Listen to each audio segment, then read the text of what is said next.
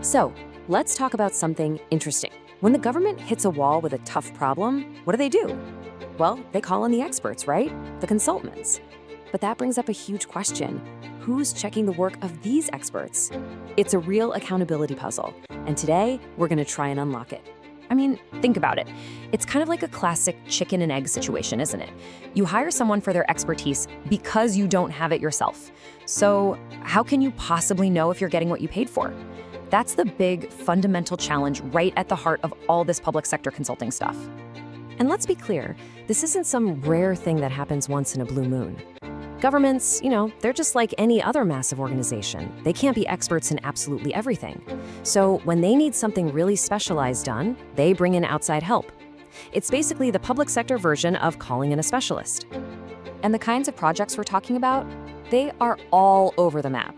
It could be something as local as designing a new park right in your neighborhood or figuring out the logistics to make your local hospital run more smoothly. But it can also be these huge, massive undertakings, like completely rebuilding a city's cybersecurity from scratch or mapping out a brand new public transit system. And here's the kicker. Since all of these projects are paid for with our tax money, it really all boils down to one single critical question. Are we, the taxpayers, actually getting real value for our dollars? Is there a real, tangible return on this investment for the public? This is exactly why we need a super solid system of checks and balances. It's absolutely essential. Okay, so the good news is there is a formal process for this. It's designed to answer exactly these questions, and it's called the management audit. Think of it as a specialized tool, a way to really evaluate how well these consultants are performing.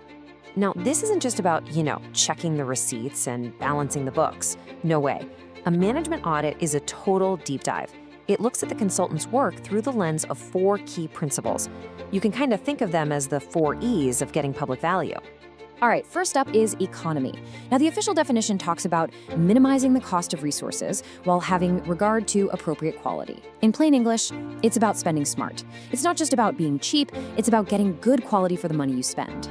So really, the question it's asking is super simple. Did we get a fair price? I love this analogy. Think about renovating your house. You probably don't want the absolute cheapest contractor, right? You want the one who does great work for a reasonable cost. That's economy, right there. Okay, number 2 is efficiency. This one shifts our focus from the price to the process.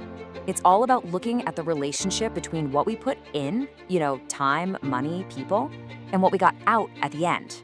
So, to put it really simply, was the work done without being wasteful? Did the consultants use our tax dollars in the smartest, most streamlined way possible to get the job done? All right, our third E is effectiveness, and honestly, you could argue this is the most important one of all. This is where we move past the price and the process, and we focus on the final result. It's all about measuring the difference between what was supposed to happen and what actually happened. The bottom line question here is, did it actually work? I mean, if a consultant was hired to make hospital wait times shorter, did the wait times actually get shorter? Because, a project can be cheap and it can be efficient, but if it doesn't solve the core problem, it's basically worthless. That's what effectiveness is all about.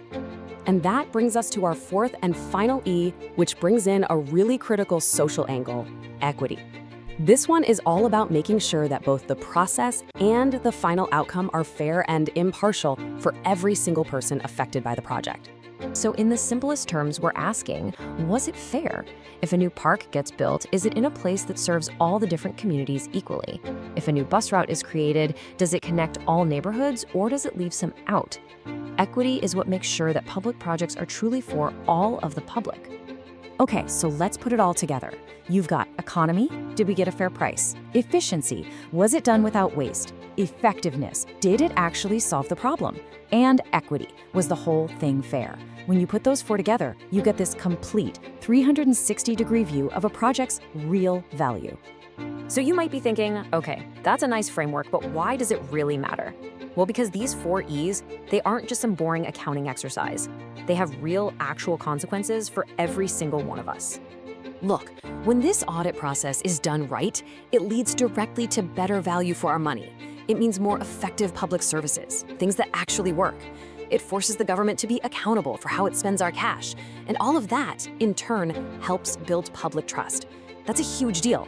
So at the end of the day, this management audit, built on these 4 simple principles, is an incredibly powerful tool. It's what makes sure that when the government calls in the experts, our best interest, the public's best interest, is always the #1 priority. It really is the system that's designed to check the checkers. And that really leaves us with one final and, I think, crucial question to think about. We've seen how this framework, economy, efficiency, effectiveness, and equity, creates real accountability for consultants. But what if we applied that same framework to all public spending? Just imagine what might change if every single tax dollar had to be judged by those 4 simple but powerful questions. Something to think about. Thanks for joining us.